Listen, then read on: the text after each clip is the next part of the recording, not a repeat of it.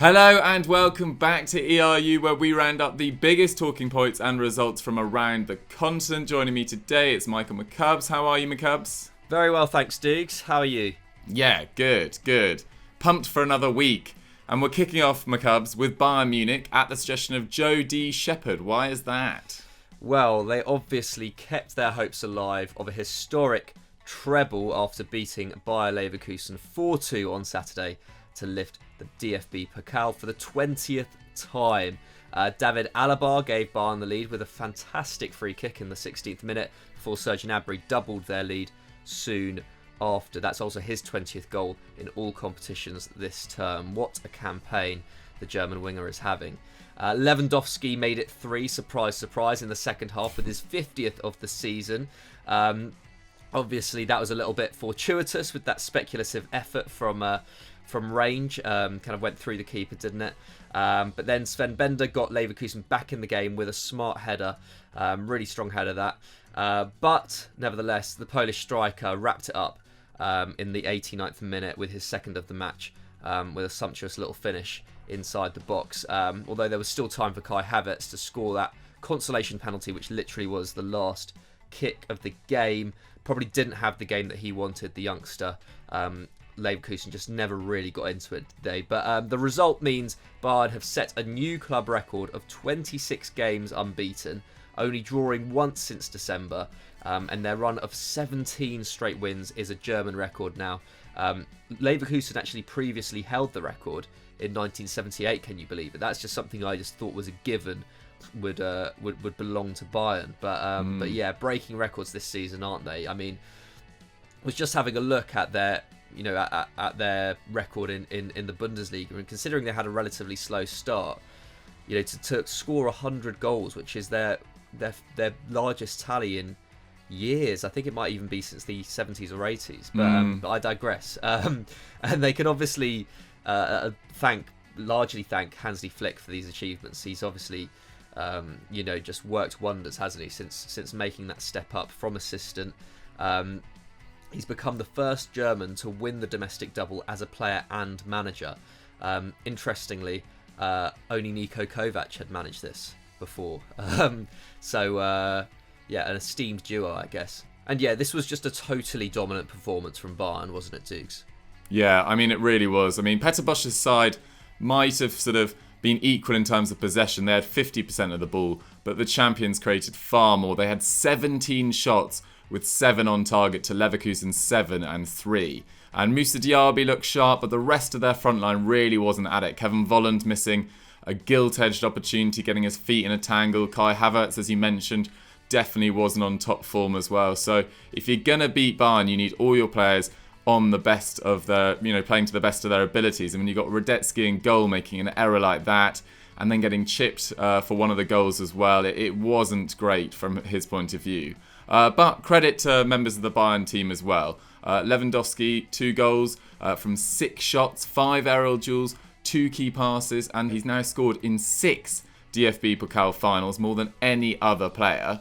Alphonso Davies impressed once more with 4 dribbles, 7 tackles and interceptions, and a 93% pass accuracy. What a campaign from the young former winger, now just a left-back extraordinaire. Must be in the conversation for best left-back in the world on the basis of this season, particularly with the decline of Marcelo we've seen. It's probably between him and Andy Robertson, to be honest. Yeah, I agree. I totally agree. Yeah, and Joshua Kimmich definitely deserves a mention too. 2 shots, 1 assist, 11 tackles and interceptions, a game high, playing so well alongside Goretzka now these days, who has beefed up and become a key member of Flick's machine.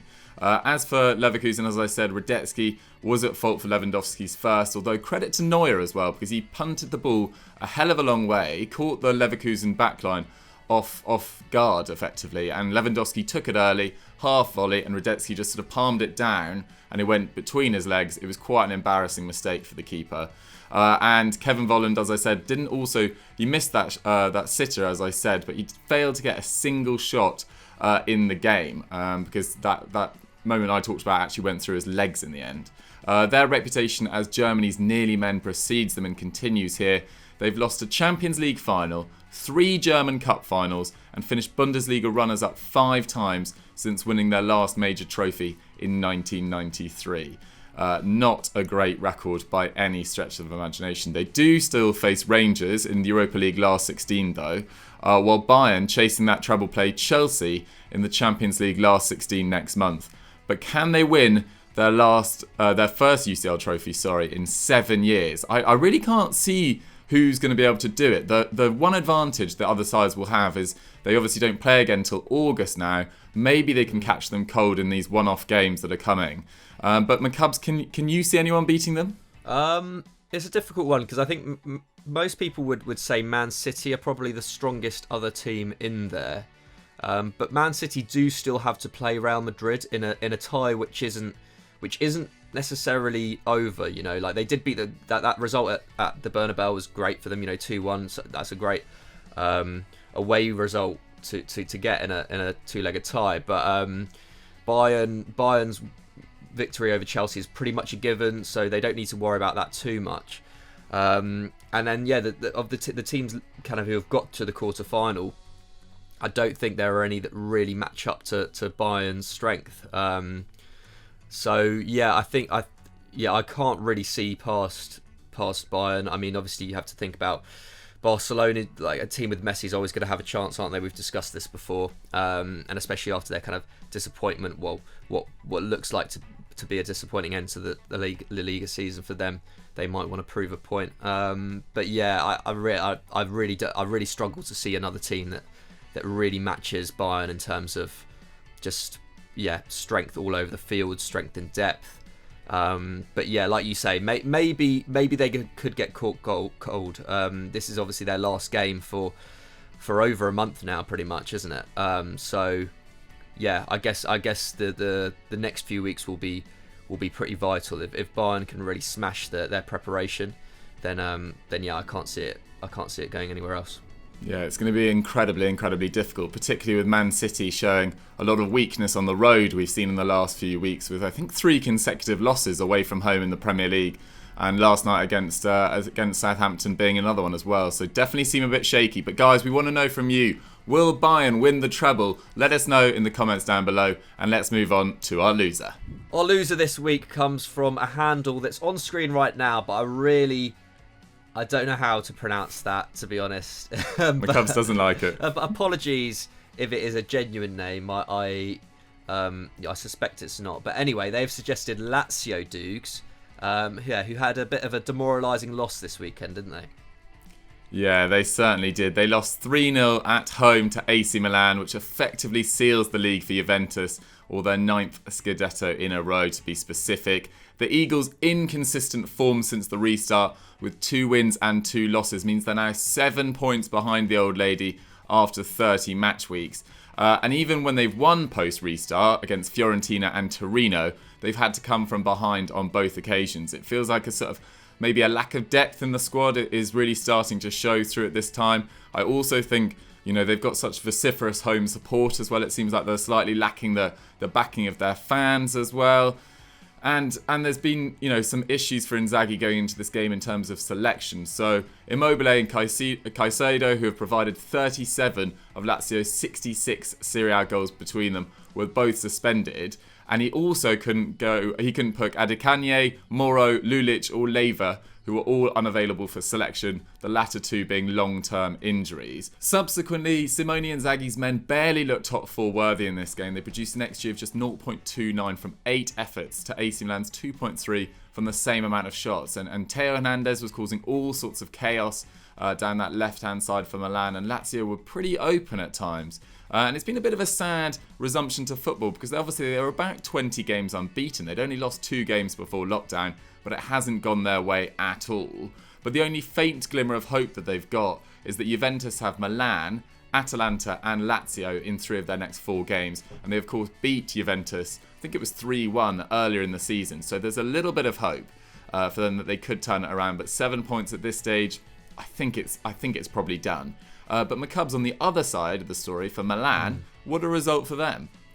Yeah, I mean they've obviously have improved markedly in the second half of the season, and especially since the restart. They're still unbeaten. They're now 2 points behind Napoli in 6th and Roma in 5th after 3 wins and a draw since the restart. Obviously, at this stage, top 4 is pretty impossible to get, isn't it? I think Atalanta have pretty much secured their place in it. But yeah, things are looking pretty decent for Milan at the moment. And who knows? Maybe Jeff Hendrick might be through the door in the next few weeks, which will obviously give Rossoneri fans even more to be excited about. Very strange transfer saga, that one. But to be fair, although they were clearly the better team in this game, I think they were a little bit fortunate to be 2 up in the first half. Çalhanoğlu's opener, obviously, on first view, has an unreal amount of dip on it, and then you have a look, and it took a very fortunate deflection, which and even then you think maybe Strakosha could get to it, but you can kind of see like he wasn't really expecting it to take that kind of dip. The 26-year-old now has 8 goal involvements in 27 starts this season. Not amazing, but has definitely came up at the right moment there. For the second goal, also a little bit fortunate, I think. Obviously, Lazio's Stefan Radu, was penalised for a handball in the box. He was turning away as the ball was coming in. So it's one of those ones where you've definitely seen the refs not give those before. I think it was a bit 50-50 in my opinion. It's close range as well. Yeah, very close range. And then Zlatan's penalty. Another moment for Strakosha to forget, because he pretty much had it saved and then it kind of trickled under his body, which you don't usually see in those situations. That's Zlatan's 4th goal in 8 Serie A starts. So yeah, I mean, despite his age, has definitely had a positive effect on this Milan side. He's definitely kind of provided where other players couldn't in the first half of the campaign. But the third goal really was fantastic, I think. I mean, you could question the Lazio defending for sure, but that run down the left flank that we've seen so much from Theo Hernandez this season, as you were saying, really created that chance, and a great finish from Rebic. That's now his 9th league goal this season. The loanee actually has more substitute appearances than starts this term, but is still the club's top scorer. And that's definitely an area that they need to address in the summer. Like we were saying, Zlatan's been able to chip in a little bit since he's arrived.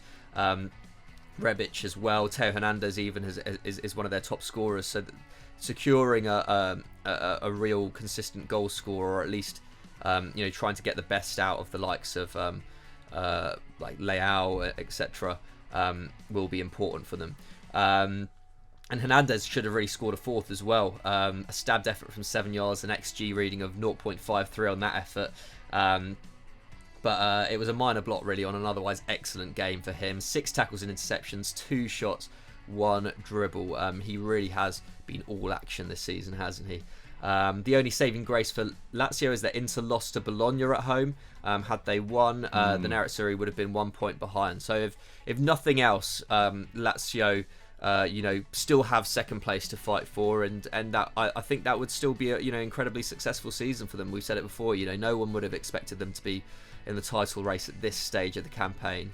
I don't know what your feelings are on it, Dukes. Can Lazio fans kind of look back on this season with hope? Oh, 100%. What the one downside is that you feel like it might be a bit of a one-off in terms of a consistent challenge. Like the age of some of their key players, like Acerbi, Lucas Leiva, Parolo, they're all deep into their 30s. Can you see Ciro Immobile producing the same amount of numbers next season? I'm not quite so sure. Milinkovic-Savic, I think, will have suitors again this summer. So it's been a glorious campaign, and second and third would be a magnificent achievement. But it does feel like somewhat of a one-off. But guys, we want to hear from you. Do you guys agree with that assessment, or do you think Lazio can keep it going? Who are the young players that they should look to bring in, and who are their talented academy products maybe that we should be keeping an eye on for the seasons to come? Let us know in the comments down below, and let's move on to our final section. As you know, we usually finish off with our star of the week, but this time round we thought this transfer story was too good to not comment on. And obviously the window is nearing, and this saga looks to be one of the ones that will dominate this summer. So yeah, Kai Havertz, the aforementioned Kai Havertz, going back to Leverkusen, because this week, or last week, I should say, Bayer Leverkusen admitted they have an agreement in place with Kai Havertz to sanction a transfer should they receive a suitable offer this summer.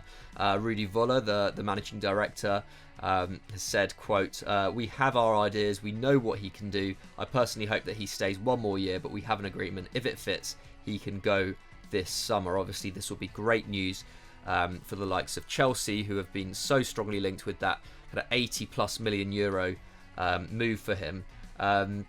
He does expect him to stay until the end of their Europa League campaign. So unlike, say, like Timo Werner, who's not going to be with Leipzig for the Champions League, Leverkusen can rely on on their star man being with them as they try and bid for that silverware. But another big kind of development this week is obviously that Bayern Munich have effectively pulled out of the race. Karl-Heinz Rummenigge said that we have a really big financial year ahead of us. Even if we wanted the player, we could not finance it this year. And I guess that's probably to be expected, to be honest. They got, Leroy Sané coming through the door on its own should be enough really to put them off. Obviously, their attack this year, as we've noted, has functioned incredibly well, even without someone like Leroy Sané, and bringing him in is a massive coup for them. And yeah, I think that alone should be enough for them to kind of hold off on this transfer, which does look to be something that will be in the a winning offer will be in the region of between kind of 80 and 100 million euros. And it's no surprise really, given Havertz's profile, his age. He's contributed to a goal every 126 minutes this season, 17 goals, 8 assists, playing a variety of positions as well. So he really is a world-class prospect. But that Bayern news, nevertheless, although it probably was to be expected, that's a huge boost for other clubs who might be in for him. Obviously, we've spoken a lot about Chelsea and how strongly they've been linked with him. I think Bayern pulling out is good news for them. But Doogie, is there any other clubs that Havertz could go to this summer? Yeah, well, according to German publication Sport Buzzer, Havertz is keen to join Real Madrid to follow in the footsteps of his idol Toni Kroos, which does just show how young he is, that his idol is Toni Kroos. That's absolutely mental. However, no concrete evidence has been found to show that Real Madrid are after his signature. So it sort of leaves the door open for Chelsea. And a month ago, The Athletic was told by a source close to Chelsea that the Premier League club, Leverkusen and Havertz, are currently miles apart in terms of striking a potential deal. During that same time, Chelsea head coach Frank Lampard confirmed that no offer has been made as of yet for Havertz, but things like they might have progressed a month on. After the loss to Bayern, Bild reports that Havertz is said to have asked the club for time this week to discuss his future and where it lies. Now the season has come to a conclusion, at least domestically for him. Chelsea's German defender Antonio Rudiger told Sky he would be lying to you. He'd be lying to you if I didn't want him at Chelsea. The same man who had phone conversations with Werner. So it really is Agent Rudiger, but Rudiger pulling all the strings behind the scenes. Currently, there's nothing concrete yet, but with Bayern pulling out of the race, it feels like Chelsea have really a sort of open goal if they want to go for this for Havertz. But as far as I'm concerned, I don't think it's a good use of money, to be totally honest. I feel like they've got bigger issues at goalkeeper, at left back, at centre back even.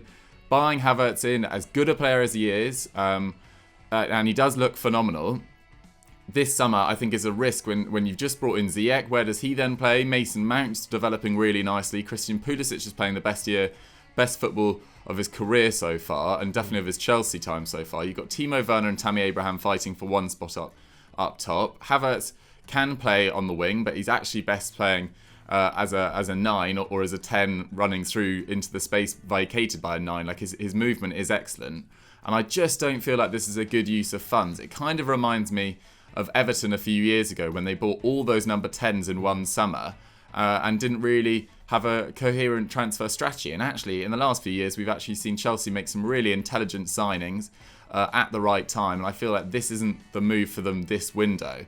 I mean, McCubs, would you back that up? Are you more behind this than I am, potentially? Yeah, no, I broadly agree with you, to be honest. Yeah, it's a weird move. I think I think Chelsea fans rightly excited about the prospect of it, but yeah, like I mean, especially considering Havertz is still he is still developing as a player. Like you suddenly have you're suddenly just a little bit too stacked in those forward areas. You didn't even mention Callum Hudson-Odoi. Like what would happen to him? Even with the signings of Ziyech and Werner, that already for me I think limits Hudson-Odoi's opportunities next season. So yeah, it's a difficult one. I think Chelsea, if they are really serious about trying to mount a title challenge next season, I think they have to prioritise left back, centre back, goalkeeper potentially, but definitely adding strength in the defence, because their defence has been their weakest point this term. Yeah, I pretty much totally agree with you, to be honest, Dukes. There's not really that much to add. Just at that price, like it's a huge I think it would be a record transfer for Chelsea, wouldn't it? Unless I'm forgetting some really obvious huge transfer they've done. I think that would be a record fee for them, and paying a record fee for a player who plays in a position where you're arguably at your strongest already. It doesn't make a lot of sense. Yeah, couldn't agree more. But guys, we want to hear from you. Chelsea fans, do you want to sign Havertz? Bayern fans, are you disappointed to miss out on him? And Real Madrid fans, get involved as well. Do you want your club to go for this youngster who does, as we keep on saying, look exceptionally talented, but might actually struggle to find a club this summer? Maybe he'll need to continue his development at Leverkusen. Let us know in the comments down below. But guys, that's all we've got time for on ERU for this week. Thank you very much for watching. Let us know what you guys thought of the show and our thoughts in the comments section down below. And what should they go and do now, McCubs? They should go and watch. Why not go and watch the Football Pyramid on this channel? A new series, football quiz series. If you haven't checked it out already, I don't know who was on it this weekend, Dukes. It was Pat and Chris. Oh, well, that is an OG Stat Wars theme. So yeah, definitely go and check that out. I'm sure the caliber was pretty high. Go and check out everything you need to know over on FD. The latest one is about Marcus Rashford and how he became a national hero, so well worth checking out that. Thanks very much for watching, guys. See you later.